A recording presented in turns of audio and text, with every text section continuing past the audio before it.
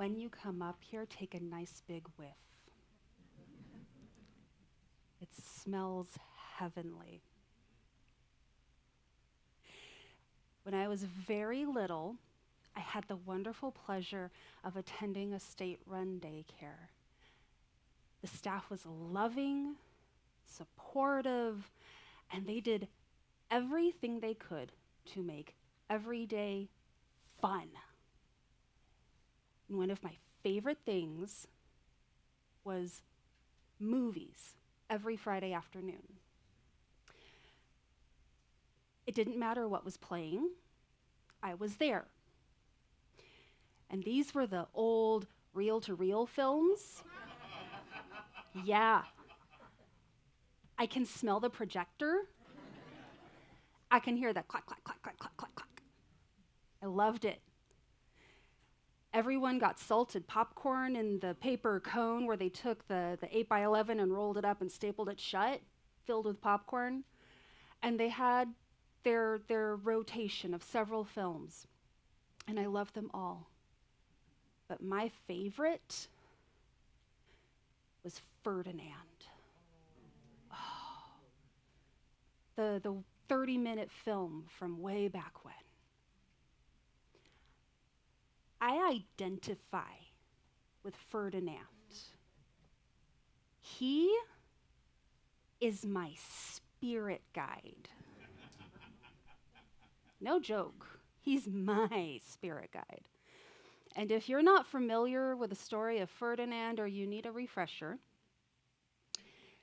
this massive yet gentle bull enjoyed spending his days on a hilltop under the cork tree, smelling the flowers. That's all. That's all. His mother worried about him, but she let him be. The other bulls bullied him. But it wasn't until he accidentally sat on a bee that the men noticed him and thought he would be perfect for the bullfighting arena. He entered the ring and people were terrified of him because, he's huge. But he just sat there. And it wasn't until he noticed the flowers in the women's hair. All of the women that showed up wearing tons of flowers in their hair. Oh my, he just wanted to smell the flowers. Oh, well, the matador and all of his men are livid. They're throwing tantrums. And they finally just gave up on Ferdinand. And they sent him back to his hilltop where he spent the rest of his days under his cork tree, smelling the flowers. The children's book was first published in 1936.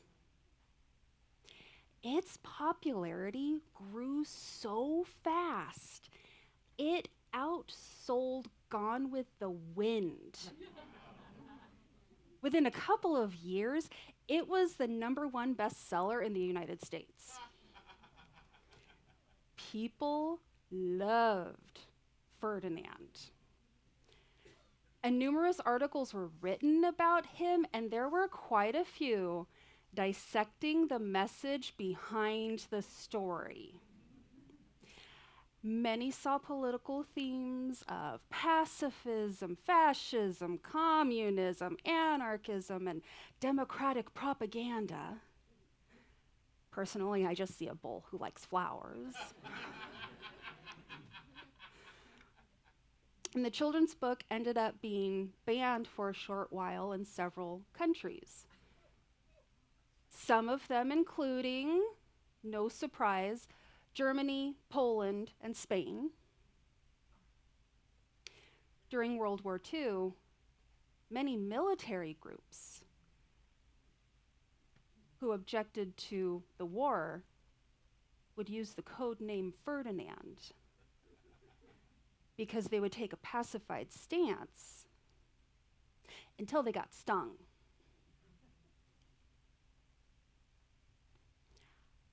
I kind of wonder how many Unitarians and Universalists at that time were reading about Ferdinand. How many identified with him and his peaceful nature? Maybe they were inspired by him too. I wonder if they told his story of this beautiful flower-loving bull during their flower services. Kind of seems fitting, you think? Yeah. Maybe not at the first flower service, because the first flower service was held earlier in 1923.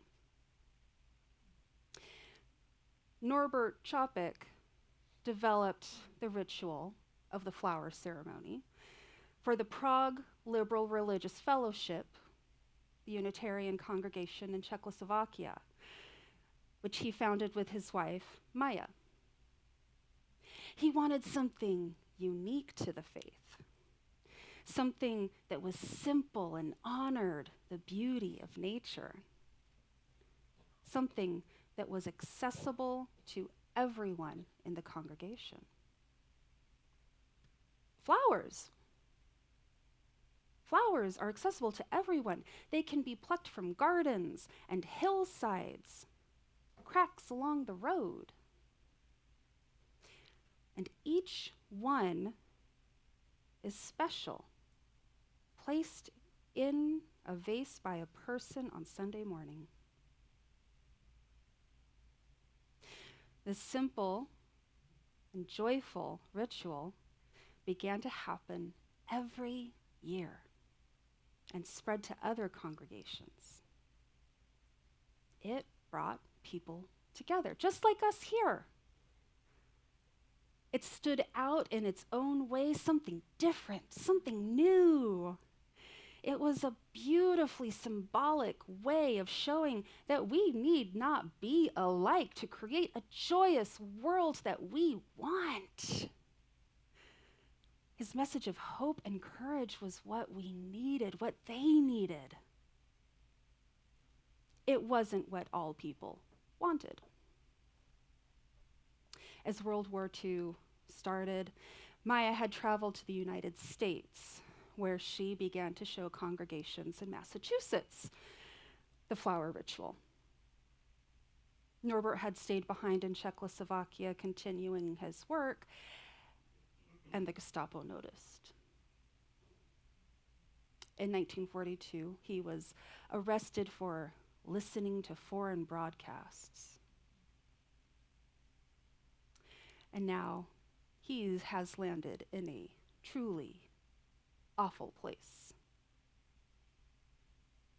And yet, his spirit is not broken. Like Ferdinand finding the flowers in the arena, he encouraged his companions to do so around the camp. And amid all of that darkness, Norbert held a flower ceremony in the middle of a camp. Right there in the middle. He chose to not lose the light of hope.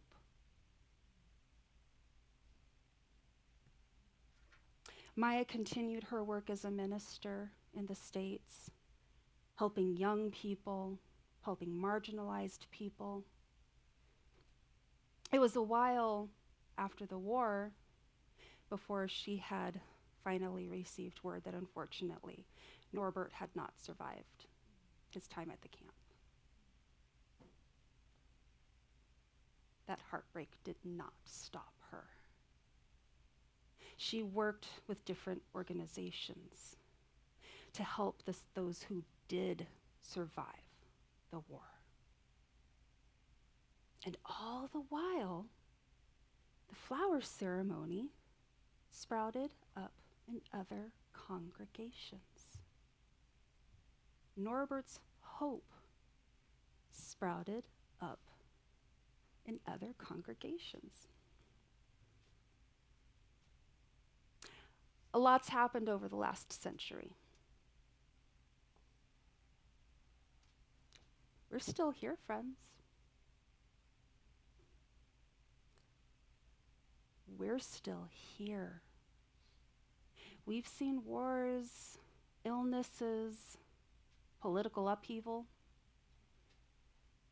We've lost loved ones. And we are still here. Because this is worth it.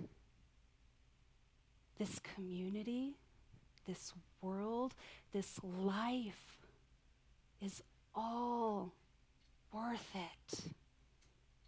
We get up in the morning when it is easy and when it is hard. We feel every moment of this life. In the brightest of times, we laugh out loud and we love deeply and we hold on tight to those feelings because it keeps us going. In the darkest of times, when our heart is hurting and we just trying to figure out how to take that next step, we will seek out that one piece of light, something that gives us courage to keep going, gives us hope. Because that's what it is to be human. Martin Luther said, everything that is done in the world is done by hope. Norbert Chopik hoped to share some simple beauty with his congregation. Maya Chopik hoped to spread the seeds of that simple beauty with other communities. Every year when UU congregations around the world come together for the flower ceremony, we have hope. Our hopes might all be a little different, but we have them nonetheless.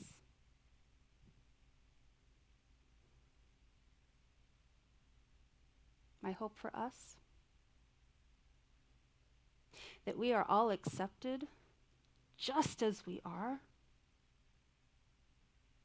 that we all feel supported when we stand up for our convictions, that we all find what brings us joy,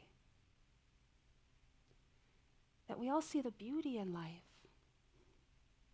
that we all keep sowing our seeds of hope so that others who have lost theirs may find hope once again. I like to think that Norbert and Maya enjoyed the story of Ferdinand,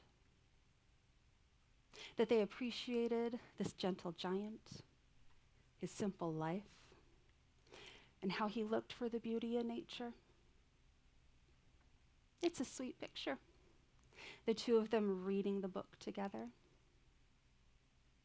I think my spirit guide would enjoy that idea as well.